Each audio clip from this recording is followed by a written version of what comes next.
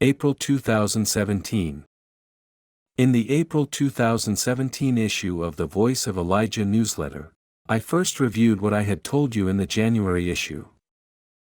Then I explained how the renewing of the mind that Paul mentions in Romans chapter 12, verse 2, fits together with the things I had already explained in those issues. But in both of those issues, I included the following statement. Most folks who call themselves Christians today don't believe there is only one truth to be found in the Hebrew Scriptures.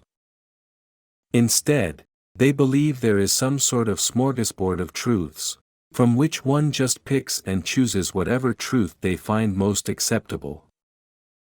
The truth is, the apostles fully understood the message of the Hebrew Scriptures, and they made no bones about it. They also believed that anybody who believed something that contradicted the truth they understood, was not going to be saved. Paul states that emphatically in the first chapter of the book of Galatians. What Paul says in that passage should settle the issue for anyone with half a brain, but unfortunately, most Christians today are content to go on believing the mishmash of contradictory beliefs they have heard in the distorted remnants of the church established by the apostles. It has never occurred to them that the New Testament clearly reveals the leaders of the apostolic church believed but one truth, and they also believed the truth that they possessed can be found in the Hebrew Scriptures. After stating that, I gave you a summary of the message of the Old Testament. 1. 2 Adams are mentioned in the creation account. The Apostle Paul talks about those 2 Adams in 1 Corinthians chapter 15, verses 45 through 49. Genesis chapter 1 describes the resurrection of Jesus Christ in the image and likeness of God, on the 6th day of creation. Genesis chapter 2 describes the creation of our forefather on the 3rd day. I have already explained these things in the booklet titled, In the Image and Likeness of God, and in the October 2017 issue of this newsletter. 2. When God banned Adam and Eve from the Garden of Eden, He gave them the promise that they could be created in the image and likeness of God, if they would only believe the promise. He also expected them to hand down the promise from one generation to the next, as an inheritance that each heir of the promise could bequeath to the next heir of the promise, as an oral blessing. The book of Genesis is an account of how the patriarchs did that very thing. I have already explained these things in The Inheritance of the Believer, Volume 1. 3. The central purpose of the covenant God made with the sons of Israel at Mount Sinai was to unify the promise after Jacob divided it up, when he blessed his sons and grandsons. Since there was no longer just one heir of the promise as there had been up to that time, God used the Mosaic covenant to create corporate Israel, a corporate body that he claimed as his firstborn son. That corporate body functioned as a mediator, to hold title to the promise until Jesus Christ became corporate Israel, the heir of the promise.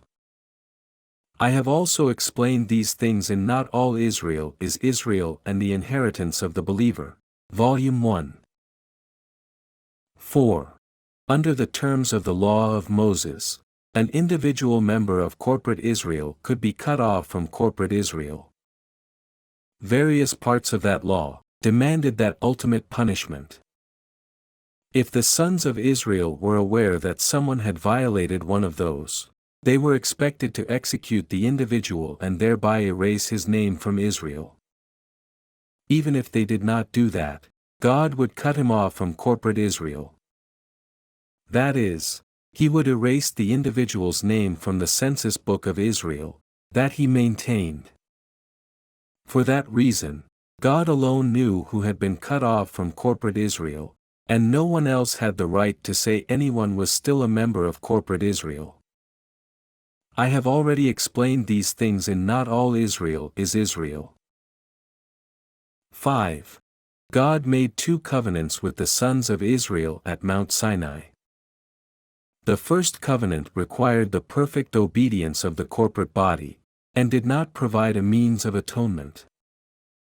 If one individual sinned, every member of the corporate body became guilty. The second covenant provided a means of atonement for the individual. If an individual sinned, his sin could be atoned for, through a sacrificial ritual, but the corporate body still remained guilty. I have also explained these things in The Inheritance of the Believer, Volume 1. 6. Because the sons of Israel failed to adhere to the requirements of both the first and second Mosaic covenants, the prophets Jeremiah and Ezekiel promised them God would offer a new covenant to the individual members of corporate Israel. He did that through the ministry of John the Baptist. But the new covenant that the Jews accepted at that time was just like the first old covenant their ancestors had accepted at Mount Sinai. It provided no means of atonement. If a person sinned, he would immediately be cut off from corporate Israel. So God cut off from corporate Israel all the members of corporate Israel, other than Jesus Christ, because they could not keep the terms of the new covenant.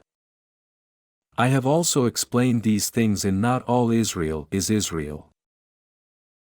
7. When Jesus Christ was baptized by John and accepted the terms of the new covenant, he became corporate Israel, the heir of the promise. Therefore, when he died, he atoned for the sins of corporate Israel by suffering under the curses of the Mosaic covenant. But because of his obedience to the terms of the new covenant, God was obligated to fulfill the promise and resurrect him, so that he could inherit what was promised to Adam and Eve, creation in the image and likeness of God. I have also explained these things in Not All Israel is Israel and in the pages of the Voice of Elijah newsletter and the Voice of Elijah update, over the past quarter of a century. 8.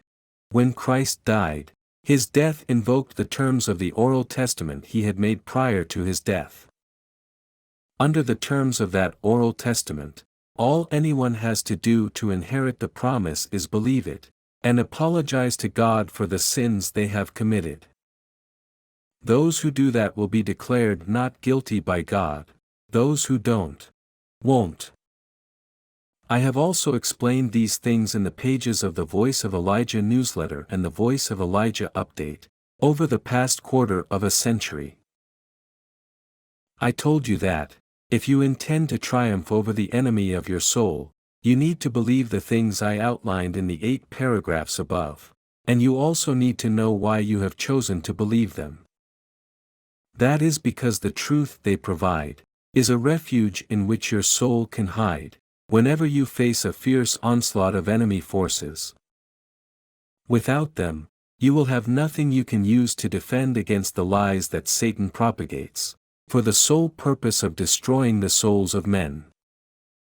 I also told you that, for that reason, I plan to write a series of articles in which I provide a summary explanation of those 8 parts of the teaching. In the October 2017 issue, I began by talking about the first item on the list above. Then I talked about the second item in the January 2018 issue. The third, in the April 2018 issue, and the fourth in the July 2018 issue. I am going to continue by talking about the fifth item on the list a bit later in this issue.